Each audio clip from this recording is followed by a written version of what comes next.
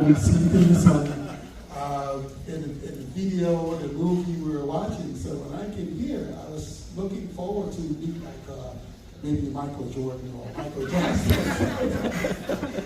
So, but the school I went to, and I started to see people from other culture, other background, and after the first semester, around the Christmas, everybody disappeared from the campus. And there were just a handful of us that were, African students or students from other countries. And we would just gather around and we would start talking. Nobody has transportation to go anywhere. Our campus is located pretty much, anybody know where Missouri Baptist University is?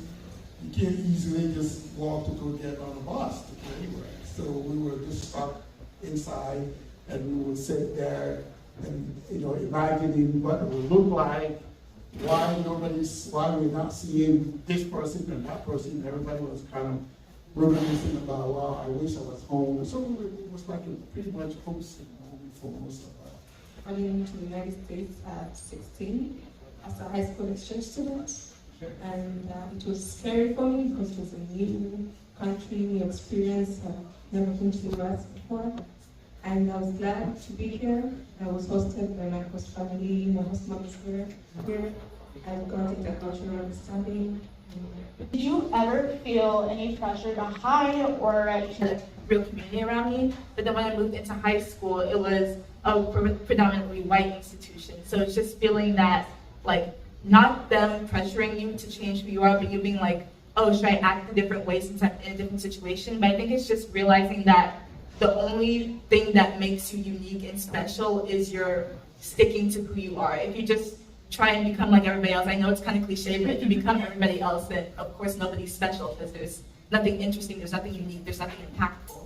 So it's just realizing that you're not in that space to become like everybody else. You're in that space to show them who you are and open their eyes to new experiences and just let them understand what you have to bring, what you have to offer, and just understanding that you don't have to change yourself for anybody, you don't have to become anything new, you can just come as you are, and that's enough. Our speaker, and I think it relates to kind of what you said. I'll repeat it again, but she had said, if you know and live by your purpose, it makes it much easier to tune out noises and distractions. I think that really resonated with me. So thank you for sharing that, and for all the high school students, if you know and live by your purpose, hopefully that helps you as well as you navigate through. I found that in coming here, I had a bit of a difficult time balancing who I am with who I thought I needed to be in order to fit in and to feel like I belong somewhere. And I actually wrote about that in one of my self-mental essays for Washington, where they asked, who are you? Washington tries to know you by name and story, who are you? And I wrote about how I felt like I was in the crossroads between having to choose between light and dark. Am I Kenyan? Am I American? And I had to learn how to be a twilight in all of that. I had to learn to find a balance between my culture, my experiences, and in the way that I did that was by connecting to others and helping them find their own purpose and connect to their own culture. And so I was very involved in cultural clubs and events, and I headed multiple of those. And just seeing and helping younger people connect to their roots, even through the Center for Africa, they gave me an opportunity to teach Swahili to younger kids, especially those who were born in the States, and help them to connect to their roots and their culture. And that was a particularly fulfilling experience for me. And in helping others, I found that I could be able to find myself again. I think specifically with the type of school that me and Excelsior went to, there wasn't actually it's not that people pushed you to not be yourself, it's that you didn't know who yourself was. So it kind of was I met so many kids that were you never knew that they were Nigerian, man. You never knew they were Ghanaian, you never knew they were Hispanic, you never knew. These people, they just walk. They walk and keep doing it. They don't actually, their personality is not attached to their ethnicity, which was complete daunting to me because that was how I was raised, right? So when you put me in an area like that, I'm confused. Everybody looks at me like I'm crazy. I wear my stuff every single day. So That's why me and South State did an international night, because we saw kids who never actually recognized themselves with their ethnicity, and now for the first time they were, and they wore it on their sleeve and they were proud. So like that was like what I went through in our from high school to college, especially as an immigrant student, and then what helped you feel like you truly belonged on campus? Was there a community or a mentor that was important in that transition for you? So for me, my transition was, I've always wanted to leave St. Louis, so I was like, not to be honest, it wasn't something that I was stressful about. So I actually was like really excited. But one thing that really helped me was they had a minorities mentor program in my school. And 2 weeks before the school started, they were able to just bring us in, and I was able to get acclimated to the South. It actually helped me understand the history behind the school and made me enjoy it. So I think without that program, it wouldn't have like helped me finish the school. So for all those college students that are also going out of state, that's a pretty big deal, and you're gonna love it. You're gonna love it. You're gonna learn a lot about yourself. You go to Ohio, Georgetown, even Washington. Like, it's gonna be great. So I'm excited to see what you guys are gonna do. Transition was confusing and rewarding too, because coming from a high school back home where you compete with your classmates and getting good grades, you're on toes every moment. You can't rest enough, and you can't get the best grades. When I moved to US for my university, I still had that mentality, but it reached a point where I told myself I need to calm down, I need to relax, I need to give time for myself, my mental well-being, because it's a lot, so I had to just relax. Yeah. What do you have for navigating scholarships and financial aid? I know that was discussed a little bit earlier, so you don't have to answer that part. But especially for families who are unfamiliar with the U.S. system. In terms of like how to navigate it, how do you make sure you're funded financial aid? The biggest way to navigate this process is to ask questions and to recognize that it does not make you any less than to not know and to have to ask for help. That's literally what my job is to be a support to you all as you're navigating this process. So if you are advocating for yourself, students and parents, ask for help. And that's how you're going to be able to navigate finding financial aid, navigating this process, etc. In terms of the first question, in terms of the personal statement, it varies school by school how important the personal statement or the college essay is. I will say for highly selective institutions like WashU, it can be a make or break, in the sense that I would say 95% of the students who apply to WashU can be successful at WashU. Grades-wise, we know you're going to be involved, we know that you have this and that in terms of grit, resilience, you're going to be able to be successful at WashU. But we can't admit 95% of our students that apply to WashU because we get over 34,000 applications for less than 2,000 spots in each year's first year class. So I also want to just like give a little, again, snap to Wendy because you actually did it. It's a hard process, but it can make or break. The personal statement can make or break you because what the personal statement is used for in highly selective missions is to help us get to know you deeply and to get to know you outside of the grades, outside of your extracurriculars, outside of everything else you've already put on paper in the application.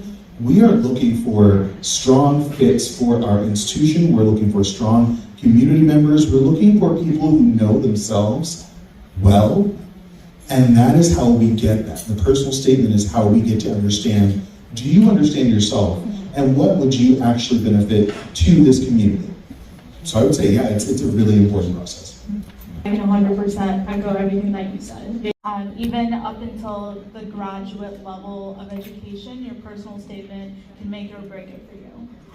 It was a little bit about like the financial aid aspect. I am someone who did a ton of research even before high school, as to where I wanted to go for college. I started, so this is kind of advice for the high school students as you're thinking about what you want to do, what you want to pursue. Start looking at the colleges that you're interested in, and be familiar with their scholarships, right? I attended SLU for undergrad, and thankfully I'm in medical school currently, but I wasn't familiar with the medical scholars program, for example. That is a direct admission to medical school, but you have to apply to it from high school. So I didn't know about it until I got to SLU and I learned about the medical scholars program. And it was too late for me to apply because I didn't know about it. So if you start looking at those schools that you're interested in high school, you can not miss those opportunities, right? Are out there. There are so many scholarships, and if you take the time to write those essays, think about it as like an investment, right? Each essay that you're writing is a $5,000, you're getting paid $5,000 an hour. Think about it that way. For each hour you're spending, that's how much you're getting back. So that really motivated me when I would look at scholarships and see the amount, like sure, you know, it's gonna take me 5 hours to write and edit that essay, but I just got paid, you know, $2,000 per hour.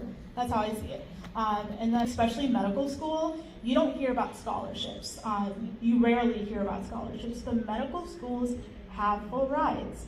So I'm actually on a full ride at SLU. Is because I asked. Whenever I went to Second Look, they rarely mentioned it, but a lot of schools, as mentioned before, have endowments. And if you're someone who can't afford being at that school, but they see your potential and they really want you, they will do whatever they can to get you. So you gotta sell yourself, and you have to really show those schools that you wanna be there. And like he said, ask. If you don't ask, you're not gonna be told, right? And SLU is one of those schools that actually offers, I'm currently on the selection process for those full rides, but previously it was 5, now they offer 9 full ride scholarships to incoming medical students. And all you have to do is write a personal statement, right? And then, you know, applying to medical school, they already know that you have the academics, you have the drive to be a medical student. So I would be more than happy to speak more about it. Something they don't tell you is you can negotiate scholarships.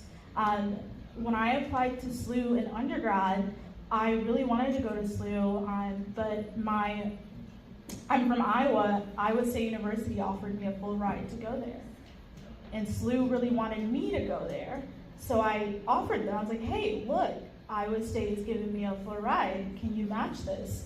I really want to be at your school, but I can only be there if you match the scholarship. And they did.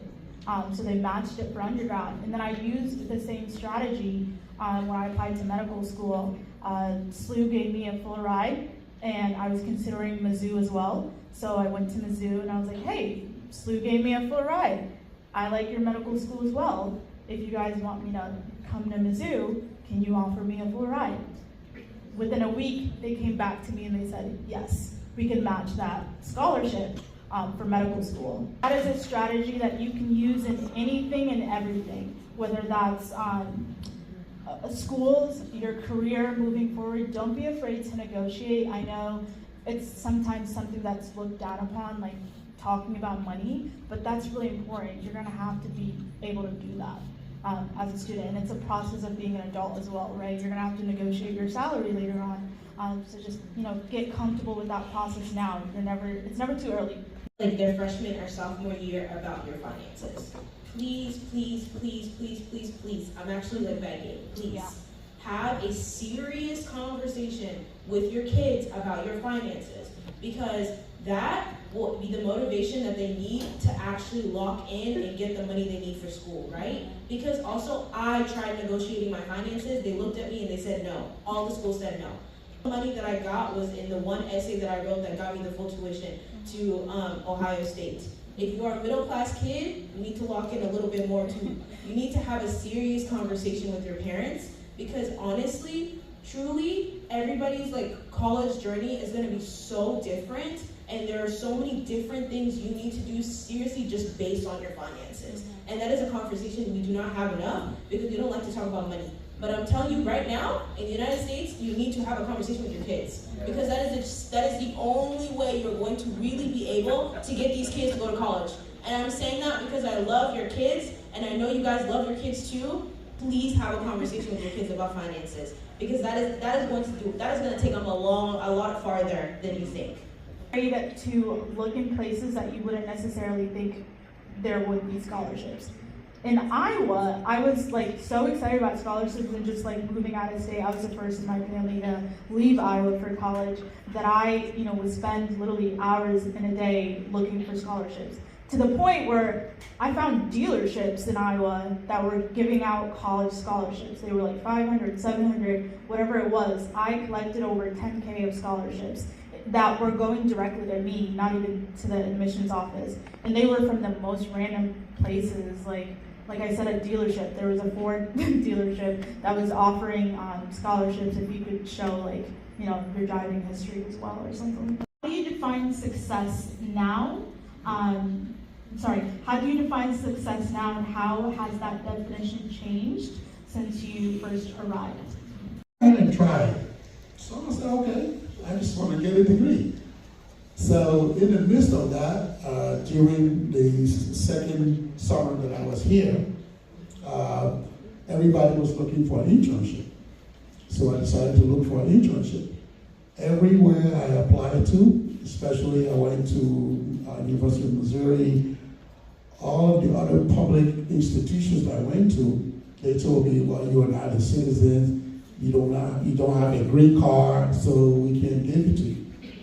So I just kept going, and I can still remember one of the professors at UMSL, Dr. Spilling, and Chris Spilling, for that matter, and I still remember him, because he was the one that told me, he said, well, I'm from England, and the same situation you are in, and it was the same thing that I have, so why don't you go to private institutions? So again, going back to asking the question, asking people for what you really need. So he sent me over to WashU and SLU. I went to both of those campuses. And by the way, this was, and to define success, but for me, that was a success.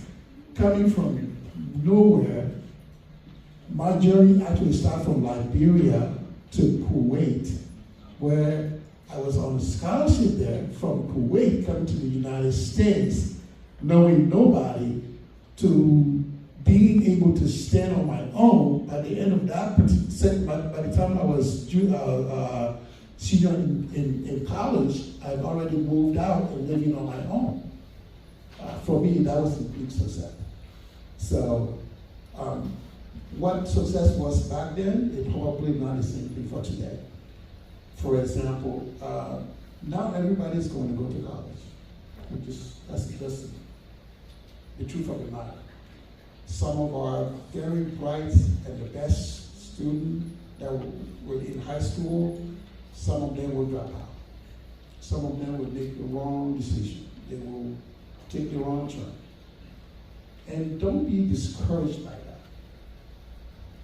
Even the parents, if your child decided they don't want to go to college, don't make them go. What our parents, and our speaker was speaking about that earlier, what our parents, the immigrant parents, everybody wants your child to be the doctor, to be the lawyers, the banker, and the others. Very few of us would tell your kids, it's okay if you want to be an artist. It's okay if you want to do music. It's okay if you just want to be influencer, social media influencer. That's a major today in college. So don't discourage them if they really find that that's their purpose. Because your purpose will take you farther than anything else in life. Can't wait to see what else you do forward. And then to every graduate in the room tonight, Tonight is a celebration for you. You are the future leaders, as you heard from all our panelists today. Advocate and make changes for yourself and for your community. And then congratulations again to all the graduates this evening. Thank you for allowing us to be a part of your evening and your future.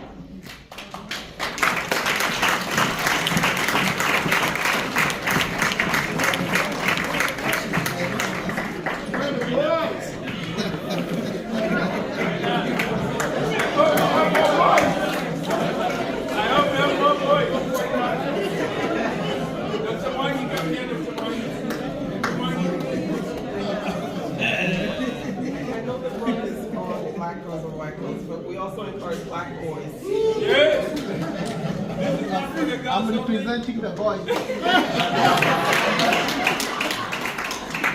So, if we don't have the books, I promise you, Elizabeth get the names and I'm getting the book. But I want you to say a word to this and Dr. Motto, say a word to them, and then hopefully we can plant the seed in my heart. Okay. So, whoever gets these 4 books gets more books, so everybody has an opportunity to get more books. But I encourage you to look through it and just read through the stories of some of these women. There are some incredible stories, and a lot of these people are you.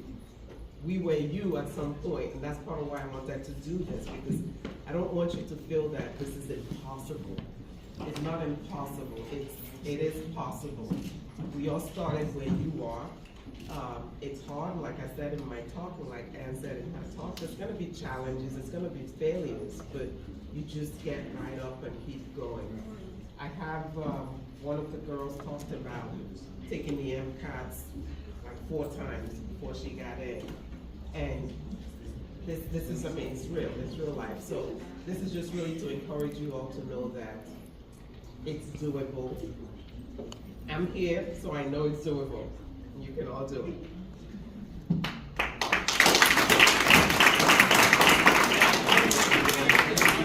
March 4, then the rest of them will be good. Does someone want to say something? Where are the boys? I'm so lonely here. I'm pretty sure some of you, some of the boys also are thinking about it. Keep thinking about it. Next time we'll be many up here. But for you ladies, I'm very touched. I don't know what to say. But thank you so much. Remember what she said, that sometimes when she was growing up, she was green, she had a spark in herself, and she felt that she would like to be a doctor. I think you guys have gotten through that stage so far, because you are, I guess most of you are in high school, so you know what you want, and the only thing that's remaining is for you to work on it. And she said it may not be easy, and what Swera said is if you see somebody else's success, don't think that they just got there. They worked for it, they have gone through a journey, and it's upon you to also focus, get your purpose, and work on it. We'll be here. I'm here. I'm gonna help you, okay? If you need anything, let me know. I know it can be intimidating when you see people wearing white coat. We don't wear white coat all the time. All right?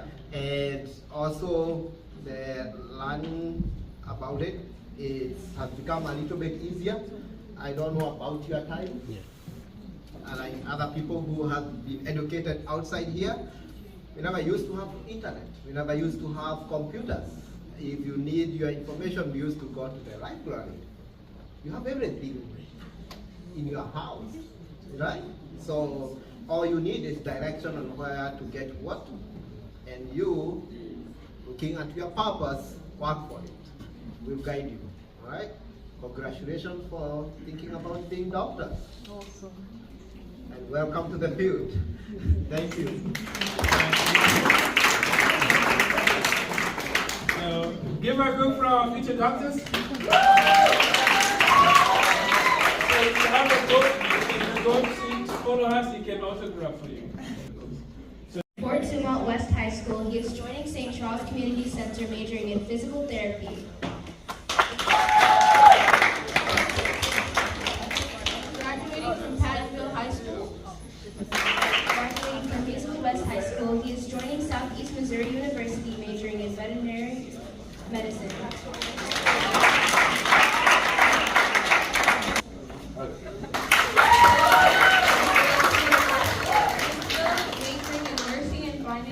She earned full ride tuition.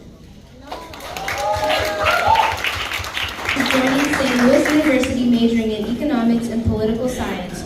She earned $34,000 and SLU Greater Good Scholarship for $3,400 in Joining St. Louis Community College majoring in mechanical engineering. Jacinta Mwangi, graduating from Hazelwood West High School, she is joining St. Louis Community College.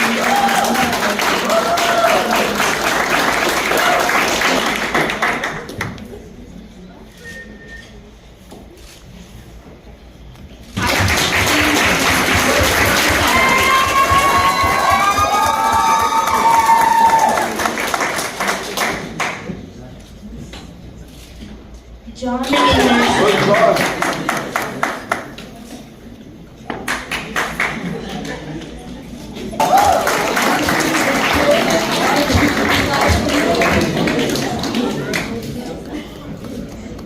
Busola from Westminster High School. She's joining Missouri S&C majoring in biological sciences.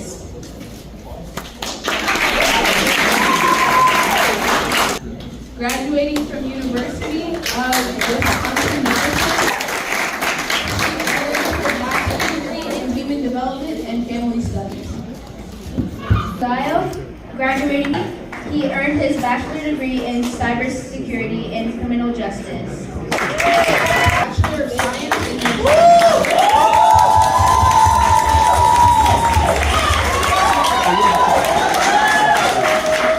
degree in mechanical engineering.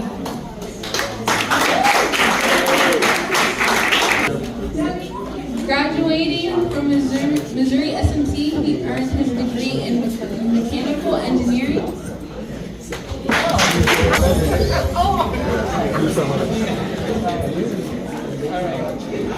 Graduating from Mizzou, she earned her degree in Bachelor of Biochemistry.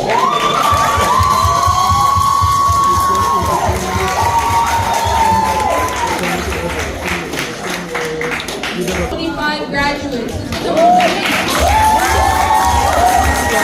I have two things to say to you guys. The first one is Jeremiah 29:11, which is, I know the plans I have for you, says the Lord, plans to prosper you, not to harm you, plans to give you a hope and a future. The second, 10:31. So whether you eat or drink, whatever you do everything for the glory of God. Thank you guys for your time. Congratulations to Class of 2025.